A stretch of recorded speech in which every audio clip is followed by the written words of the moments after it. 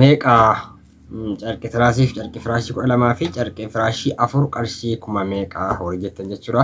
Akkasumas ammoo mana tokkoof meeqatu ga'a minxaa fi noo meeqaa beebii isaaf sufuraasaa waliin waliigala meeqa ni ta'a. Akkasumas maggaarajaa waliin meeqa ta'a jettanii namoonni hedduun na gaggaafachaa turtanii har'aa isaan isinitti hima jechuudha. Viidiyoo kana haga xumuraatti dhaggeeffadhaa. Rakkoon keessan viidiyoo hin dhaggeeffattanu.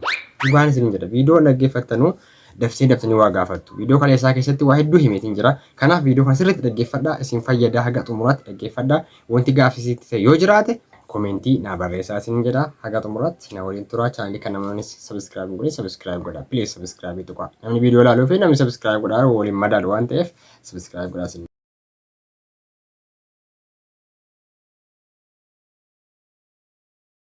Assalamu alaikum warahmatullahi wabarakatuh. Ashama harka fuune akkam jirtu kabajamtoota hordoftoota maatii chaanalii keenya kan taatan hundumti keessanuu nageenyi koo qilleensa irraa isin ga'u jecha egaa har'aa deebi'ee dhufeetiin jira. Maaliin immoo dhufti jechuun keessan hin oolu.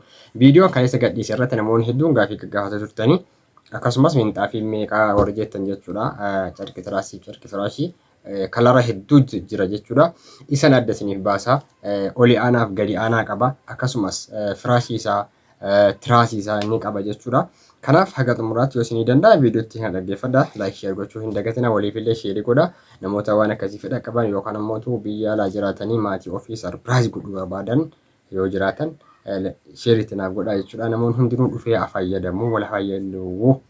Siin jechuu barbaada daawwattoota keenya.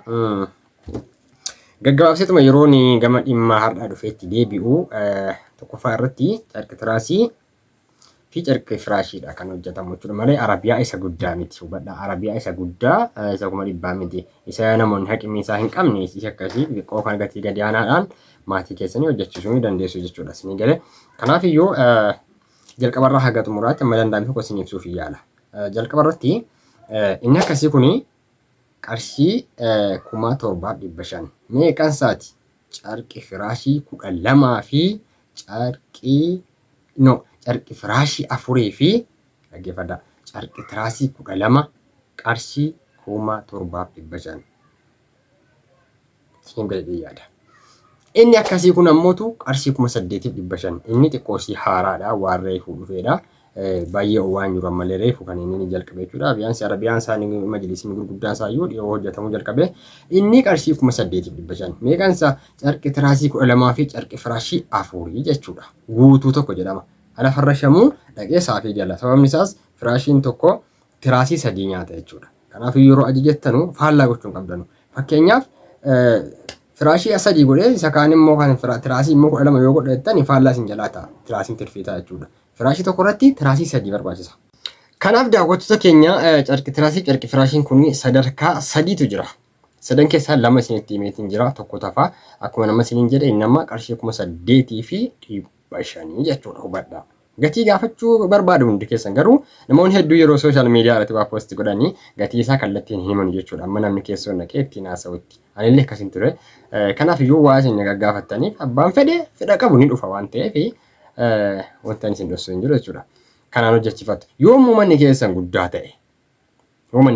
ta'e akkaataa filannoo keessaniitiin carqii firaashii kan firaashii 4 ture 6 gochuu ni dandeessu. 6 yoo gootan kan tiraasii immoo 18 gootu jechuudha. Yookaan ammoo kan firaashii 5 yoo gootanii kan tiraasii ammoo 15 gootu jechuudha. Haala kanaan waliigallee hojjechiifachuu dandeessu gurratti isin cala'u. Haala kanaan waliigallee hojjechiifachuu dandeessu jechuudha. Isinii galee sadaffaa.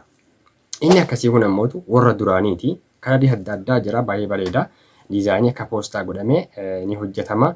Inni ammoo qarshii 1,000 meeqaa jechuun keessanii oolu qaba. Inni ammoo qarshii 6,500 jechuudha. 12,400. Isinii galee 12,400 guutuu tokko jedhama jechuudha. Akkuma nama isiniin jedhe yoo manni keessan guddaa ta'e itti dabalsiifachuu dandeessu jechuudha. Hubadhaa. Yeroo ajajattan kan firaashii kan tiraasii faallaa gochuun qabdan fakkeenyaa kan firaashii 3 yoo gootanii akkuma nama isiniin jedhe 3 yoo gootanii kan firaashii 9 ta'uu qaba. Malee yookaan ammoo 12 ta'uu qaba. Maaliif dhaqee tirfii ta'a jechuudha. Akkuma jalqaba isinitti himuu yaalee firaashii tokko irratti tiraasii 3 barbaachisa. Kanaaf kan itti beektanii ajajachuu dandeessu. Manni keessan guddaa ta'e akkaataa guddina mana keessaniitiin ajajattu. Yookaan ammoo amma guutuma tokko ajajadhee isa hanqate immoo ilaalamee safaramee ammoo akkatti dabalchiisu ilaalameetti dabaladha jettanis mirga keessanis ni jedha. Kanaaf namoonni hedduun keessaan naan dubbataa jirtu galatooma. Akkas wal jajjabeessuun gaariidha. Ammas taanaan ajajadha. Waan barbaadan ajajadha. Wal haa jajjabeessinuu hojirratti wal haa guddisnu isin jedha daawwattoota keenya. Inshaallah hamma dhoqqeenis qooreera birraanis bari'eera. Baadiyyaa bakka adda addaa geessuufis ni mijata waan ta'eef. Kana daawwattoota keenya inshaallah rabbi isin gargaaru namoonni maatii keessan ajajuu barbaadan karaa salphaadhaan quunnamuu dandeessu lakkoofsa waatsaappii kan asirra jiru kanaan jechuudha. Minxaafiitti immoo isin deebi'a. Minxaafiin meetira 2 fi meetira 4 jira. Dheerinni isaa meetira 4 kan ta'e jechuudha. Minxaafiin darajaa qaba isin jedhee jira. Bifa hedduutu jira moodeliin isaa turkii kan ta'e jechuudha. Isuma biyya alaatti argitan as jira. Namoonni hedduun waan meetiraan baqaffamu fayyisuu akkasitti dubbiin akkasumas immoo waan guddaa fayyisuu minxaafiin saayiziin isaa jechuudha. Warshaadhuma akka ittiin ba'uun garaan isaa kan meetira 2 ta'e jechuudha. Garaan isaa meetira 2 darbu dheerina irratti wal caala. Dheerinni isaa meetira 4 jira. 4 fi meetira 3 jira. Inni gatiin isaa immoo meeqaa jechuun keessan isin wal dhufa isinitti hima. Inni meetira 4 fi garaan isaa meetira 2 qarshii 8,000.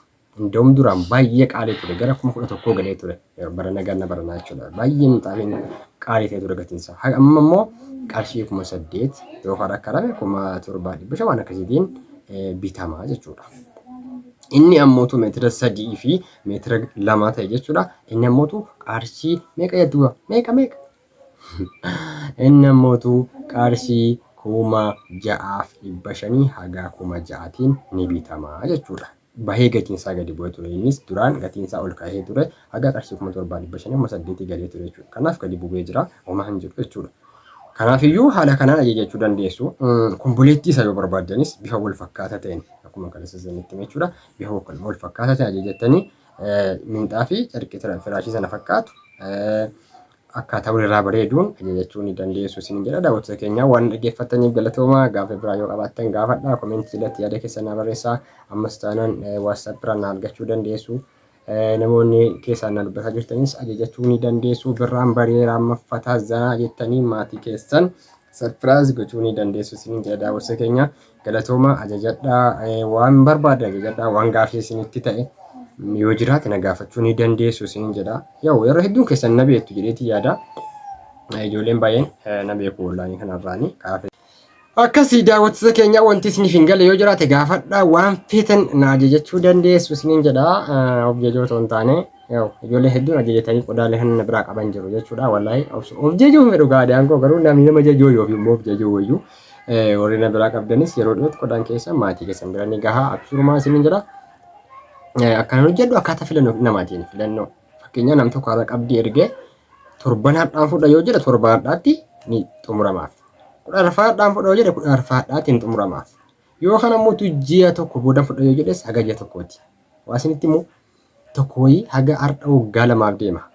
Qarshii 10,000 ergite qabdii wayii jechuudha carqii firaashii hojjechiistee amma yoona qodaa sana fudhanne qabdii sana fudhanne karaa feesbuukaatiin wal barree garuu feesbuukarra ni jirti yeroo tokko na barreessiti zimmeettee madhiistee ani zimmee wantaa jira gaafa galte barbaadde dhuftee birrii fudhachuu dandeessi. Yoo barbaadde ammootu qabdii qodaa sana fudhachuu dandeessi. Waa tokko waan rakkisuu qabu jechuudha. Umuriin koo jiraatu malee nagaa rabbi naa godhu malee amaanaan keessan tokko na biratti hin badu. Isin galee akkasii isin jedha of jajuuf miti.